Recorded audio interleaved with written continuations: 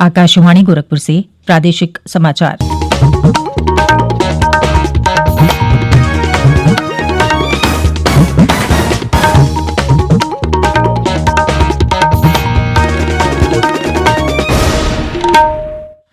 नमस्कार, समाचार बुलेटिन के साथ मैं सुकीर्ति अस्थाना। पहले मुख्य समाचार।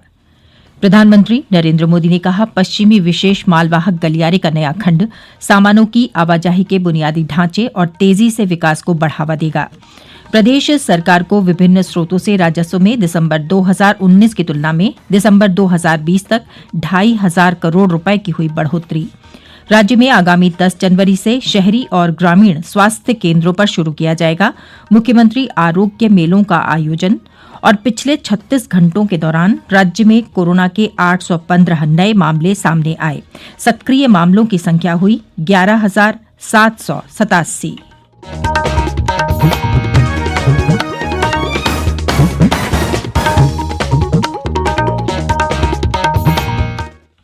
और अब समाचार विस्तार से।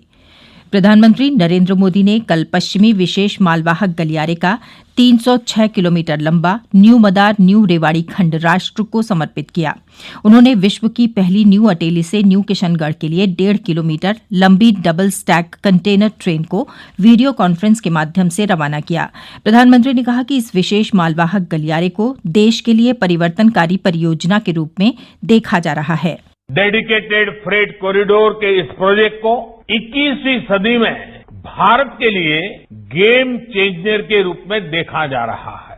पिछले 5-6 वर्षों के कड़े परिश्रम के बाद आज इसका एक बड़ा हिस्सा हकीकत बन चुका है। कुछ दिन पहले जो new Bhavpur new Khurja section शुरू हुआ है, वहां मालगाड़ियों की स्पीड 90 किलोमीटर प्रति घंटा से ऊपर तक दर्ज की गई है। जिस रास्ते में मालगाड़ियों की औसत स्पीड सिर्फ 25 किलोमीटर की रही हो, वहां अब पहले से करीब करीब 3 गुना ज्यादा तेज मालगाड़ी चलने लगी है। भारत को पहले के मुकाबले विकास की यही स्पीड चाहिए और देश की ऐसी ही प्रगति चाहिए। श्री मोदी ने कहा कि इस खंड के शुरू होने से हरियाणा के रेवाड़ी तथा महेंद्रगढ़ और राजस्थान के अजमेर तथा सीकर में उद्योगों को फायदा होगा। प्रधानमंत्री ने कहा कि इससे विनिर्माण इकाइयों को राष्ट्रीय और अंतर्राष्ट्रीय बाजारों तक कम लागत पर अपने उत्पाद पहुंचाने की सुविधा उपलब्ध होगी। उन्होंने कहा कि इस गलियारे से इस क्षेत्र में निवेश की संभावनाएं भी बढ़ेंगी। श्री मोदी ने कहा कि इस गलियारे में 135 स्टेशन होंगे। इन्हें बहुआयामी ढुलाई केंद्रों के रूप में विकसित किया जाएगा। उन्होंने कहा कि इससे ग्रामीण और छोटे उद्योगों को भी लाभ होगा।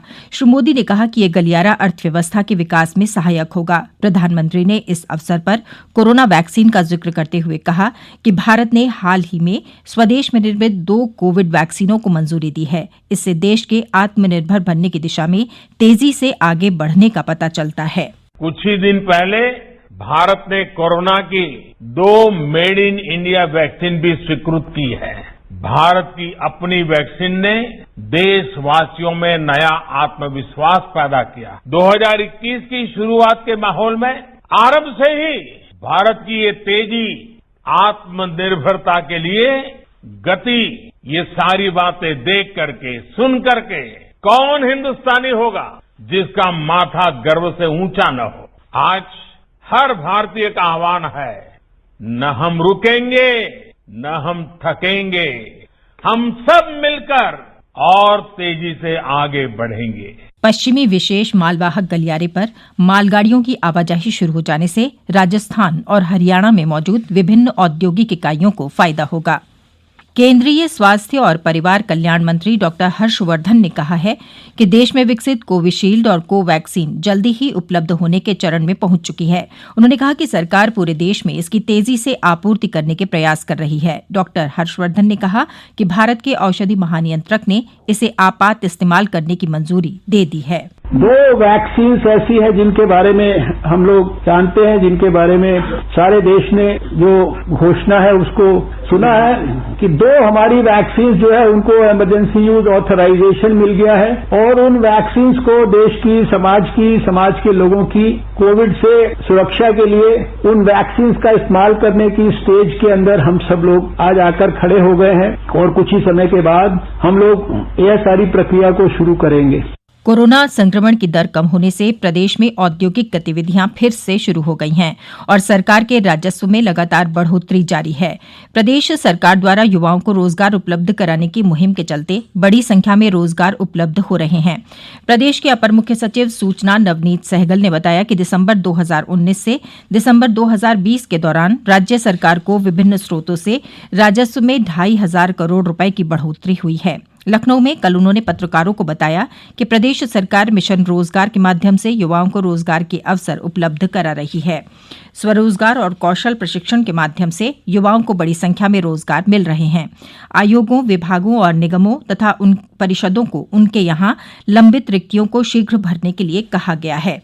उन्होंने बताया कि आत्मनिर्भर पैकेज में 4,37,000 इकाइयों को 11,100 करोड़ रुपए के ऋण बैंकों से वितरित कराए गए।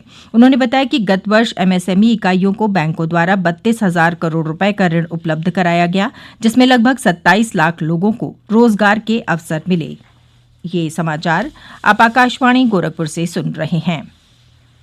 प्रदेश में 10 जनवरी से मुख्यमंत्री आरोग्य मेलों का आयोजन किया जाएगा। राज्य के अपर मुख्य सचिव स्वास्थ्य अमित मोहन प्रसाद ने कल लखनऊ में बताया कि इन मेलों का आयोजन सभी शहरी और ग्रामीण स्वास्थ्य केंद्रों पर किया जाएगा। उन्होंने बताया कि 17 जनवरी को राष्ट्रीय टीकाकरण दिवस के अवसर पर राज्य में पल्स पोलियो अभियान चलाया जाएगा, जिसके अंतर्गत 5 वर्ष तक के बच्चों को पोलियो की दवा पिलाई जाएगी। बेटियों को सम्मान दिलाने की दिशा में प्रदेश सरकार मिशन शक्ति अभियान के अंतर्गत आगामी जनवरी और फरवरी माह में विशेष कार्यक्रमों का आयोजन करेगी। 22 जनवरी को सरकारी अस्पतालों में जन्म लेने वाली बेटियों का जन्मदिन मनाया जाएगा। इसके अंतर्गत मां और बेटी को उपहार दिए जाएंगे।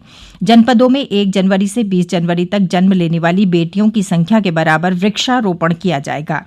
इस दौरान बेटियों का मनोबल बढ़ाने के लिए प्रशासन की पाठशाला कार्यक्रम का भी आयोजन किया जाएगा, जिसमें पुलिस, फौज, मेडिकल, इंजीनियरिंग तथा अन्य क्षेत्रों में जाने का सपना संजोए बेटियों की काउंसलिंग की जाएगी। राज्य में कोरोना संक्रमण की दर लगातार कम हो रही है और पिछले 36 घंटों के दौरान यहां कोरोना के 815 नए मामले सामने आए हैं। राज्य में इस समय कोरोना के कुल 11,787 सक्रिय मामले हैं।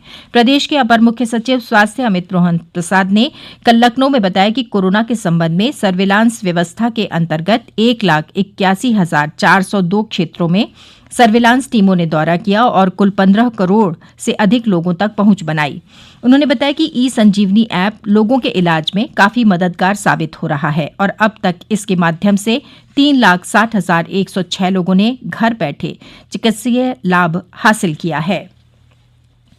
केंद्रीय मंत्री और अमेठी से सांसद स्मृति ईरानी ने कल सुल्तानपुर जनपद के हलिया बाजार में विभिन्न कार्यक्रमों में हिस्सा लिया। उन्होंने कहा कि महिला कल्याण के लिए केंद्र सरकार ने कन्या सुमंगला योजना सहित कई योजनाएं संचालित की हैं, जिनका उन्हें लाभ उठाना चाहिए। इस अवसर पर उन्होंने कहा कि अधिकारी जनता की शिकायतें वरीयता के आधार पर निपटाएं।